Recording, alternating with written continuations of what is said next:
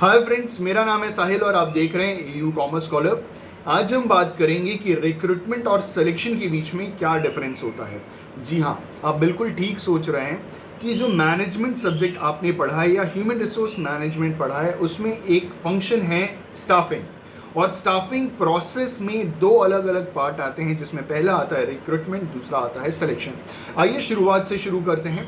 देखिए, मैनेजमेंट जो है, मैनेजमेंट के बेसिक 5 फंक्शंस होते हैं। सबसे पहला प्लानिंग, उसके बाद ऑर्गेनाइजिंग, उसके बाद स्टाफिंग, उसके बाद डायरेक्टिंग, उसके बाद controlling. Planning, organising, staffing, directing, controlling, ये बेसिक 5 मेजर फंक्शंस होते हैं मैनेजमेंट के। सबसे पहला आता है प्लानिंग। प्लानिंग का मतलब क्या होता है? देखिए, planning is an intellectual activity. Planning हम दिमाग से करते हैं, पहली चीज़। दूसरी चीज़ क्या है कि जो काम हम रेगुलर बेसिस पे कर रहे हैं उसकी कभी हम प्लानिंग नहीं करते। मतलब प्लानिंग हम हमेशा उस चीज़ की करते हैं जिसे हमने शायद पहले कभी किया नहीं, प्रैक्टिकली कभी किया नहीं, हो सकता है हमने सुना हो लेकिन कभी हमने उसे एग्जीक्यूट ना किया हो। तो planning is an intellectual activity, दिमाग से करने वाली चीज़। दूसरी चीज़ कि प्लानिंग उस चीज़ की जाती है जिसे हम रेगुलर बेसिस पे परफॉर्म नहीं करते। प्लानिंग की जो डेफिनेशन है कि planning is thinking in advance. Planning का मतलब हम एडवांस में सोच लेते हैं what is to be done, when is to be done and who is going to be do it, या by whom it should be done.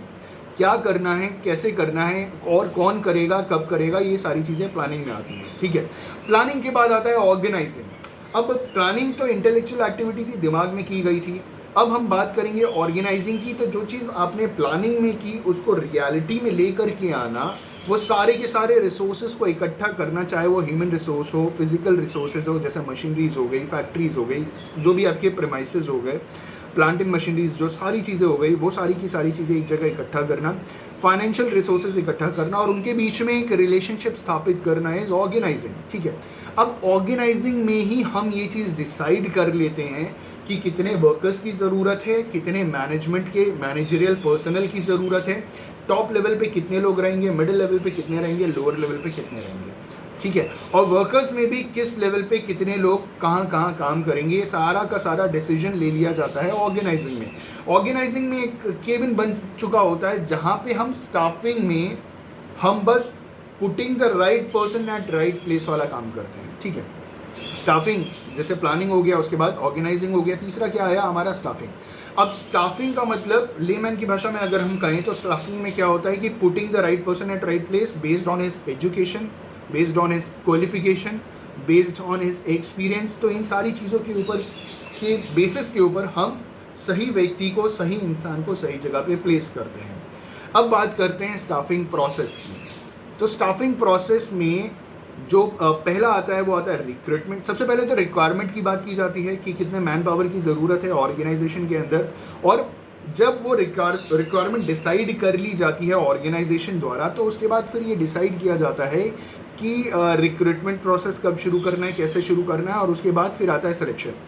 Recruitment को positive process कहा जाता है क्योंकि यहाँ पे रिक्रूटमेंट प्रोसेस में क्या होता है कि ज़्यादा से ज़्यादा लोगों को अट्रैक्ट किया जाता है कि वो ऑर्गेनाइजेशन को ज्वाइन करें। ठीक है। ज़्यादा से ज़्यादा लोगों को इन्फ्लुएंस किया जाता है, ज़्यादा से ज़्यादा लोगों को मोटिवेट किया जाता है कि आप हमारे ऑर्गेनाइजेशन को ज्वाइन करें।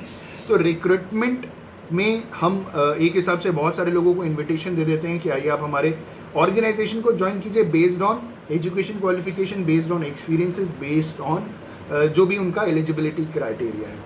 तो रिक्रूटमेंट ये हो गया। रिक्रूटमेंट पॉजिटिव इसलिए है क्योंकि ज़्यादा से ज़्यादा लोग अप्लाई करते हैं ऑर्गेनाइजेशन में जॉब के लिए और मैनेजर्स के पास ज़्यादा चॉइसेस भी आ जाती हैं।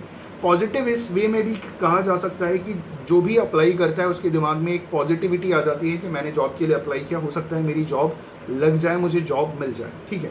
तो दिस इज़ रिक्रूटमेंट, जहाँ पे ज़्यादा से ज़्यादा लोगों को हम इन्फ्लुएंस करते हैं, ज़्यादा से ज़्यादा लोगों को इंड्यूस करते हैं, अट्रैक्ट करते हैं कि वो जॉब के लिए अप्लाई करें। मैनेजर्स के पास ज़्यादा से ज़्यादा चॉइसेस हो जाती हैं कि वो इतने ढेर सारे लोगों में सेलेक्ट करें। मतलब पहले क्या हुआ रिक्रूटमेंट, उसके बाद क्या आएगा सिलेक्शन आएगा, और ये मैनेजरियल प्रोसेस है। ठीक।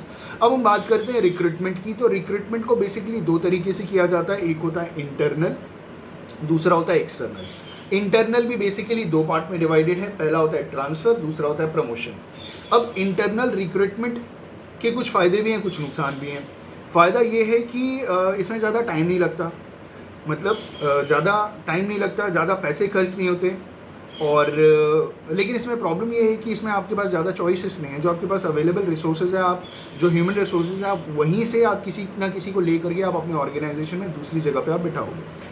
अगर हम एक्सटर्नल सोर्सेज की बात करें तो एक्सटर्नल सोर्सेज में बहुत सारे सोर्सेज हैं, जैसे कैंपस रिक्रूटमेंट हो गया, डायरेक्ट रिक्रूटमेंट हो गया, प्लेसमेंट एजेंसीज हो गया, और प्लेसमेंट एजेंसीज के साथ और हम बोल सकते हैं कि फैक्ट्री गेट हो गया, रिकमेंडेशंस हो गए, ये सारी की सारी चीज़ें आ जाती हैं हमारा इसमें एक्सटर्नल रिक्रूटमेंट में। एक्सटर्नल रिक्रूटमेंट थोड़ा एक्सपेंसिव होता है कंपेरेटिव टू इंटरनल रिक्रूटमेंट। इसमें टाइम टेकिंग है बहुत, आपको एडवर्टाइजमेंट करना पड़ता है, क्लासीफाइड देना पड़ता है, लोग जॉब के लिए अप्लाई करते हैं, फिर आपको एंट्रेंस टेस्ट लेना है, वहाँ पे चीज़ों को स्क्रूटनाइज करना है, बहुत बड़ा प्रोसेस हो जाता है। ठीक है, टाइम कंज्यूमिंग है, एक्सपेंसिव है, लेकिन आपके पास चॉइसेस बढ़ जाती हैं। ठीक है, तो ये था हमारा एक हिसाब से रिक्रूटमेंट। अब जहाँ रिक्रूटमेंट खत्म होता है वहाँ से क्या शुरू होता है? वहाँ से शुरुआत होती है सिलेक्शन प्रोसेस की। अब सिलेक्शन प्रोसेस में सबसे पहली चीज़ इसे हम नेगेटिव प्रोसेस कहते हैं। रीज़न इसके पीछे क्या है कि जॉब इंटरव्यू के लिए जब आप पहुँचते हैं ना, तो एक वेकेंट सीट के लिए कम से कम 15 लोग वहाँ पहुँचते हैं इंटरव्यू देने के लिए। इसका मतलब जितने लोग सेलेक्ट हो रहे हैं कंपेरेटिवली उससे ज़्यादा लोग वहाँ पे रिजेक्ट हो जा रहे हैं। 15 लोग इंटरव्यू के लिए आए हैं हर एक वेकेंट जॉब पोजीशन के लिए। ठीक है, तो एक ही तो सेलेक्ट होगा, बाकी 14 गॉट रिजेक्टेड। तो इस वे में इसको नेगेटिव कहा जाता है। ठीक है, तो ये एक हिसाब से ये नेगेटिविटी हो गई। उसके बाद हम बेसिकली करते क्या हैं सिलेक्शन में कि choosing the most suitable candidate.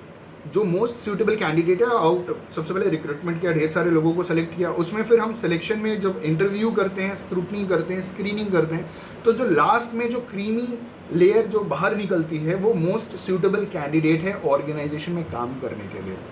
तो बेसिक ये चीज़ हो गया, इसे नेगेटिव भी कहा जाता है, नेगेटिव प्रोसेस। और ये रिक्रूटमेंट के बाद होता है, मतलब ये चीज़ हमेशा ध्यान में रखिएगा कि जहाँ रिक्रूटमेंट खत्म होता है वहाँ से सिलेक्शन प्रोसेस शुरू होता है। ठीक है, और स्टाफिंग में अगर हम बात करें, स्टाफिंग में पुराना जो उसका जो प्रोसीजर था, स्टाफिंग में क्या होता था, वो बस एक चीज़ तक रेस्ट्रिक्टेड था कि अगर ऑर्गेनाइजेशन में कोई जगह खाली है तो आप उसे भर दो। ठीक, लेकिन अभी मॉडर्न कॉन्सेप्ट में क्या है कि सबसे पहले हम करते हैं मैन पावर प्लानिंग, उसके बाद रिक्रूटमेंट, उसके बाद करते हैं हम सिलेक्शन, उसके बाद देते हैं हम उनको कॉम्पनसेशन। कॉम्पनसेशन का मतलब रेम्यूनरेशन, जो भी वो काम कर रहे हैं तो उनके बदले में कुछ ना कुछ तो हमें उन्हें देना ज़रूरी है। ठीक है, उसके बाद हम उनका करते हैं प्रमोशन। बीच में ट्रेनिंग भी आती है, मतलब सबसे पहले हम क्या करेंगे, सबसे पहले हम मैन पावर डिसाइड करेंगे कितने मैन पावर की ज़रूरत है, उसके बाद रिक्रूटमेंट, उसके बाद सिलेक्शन, उसके बाद उनको हम ट्रेनिंग पे भेजेंगे, फिर उनसे काम करवाएंगे तो बदले में हम उन्हें क्या देंगे, remuneration.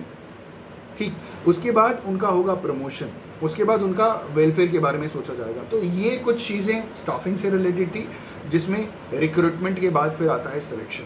I just hope and believe कि रिक्रूटमेंट सिलेक्शन के बीच में जो छोटा सा डिफरेंस है वो क्लियर हो गया होगा। अगर वीडियो पसंद है तो लाइक शेयर कमेंट करना ना भूलें। Thank you so much, have a good day and all the best for your all examinations.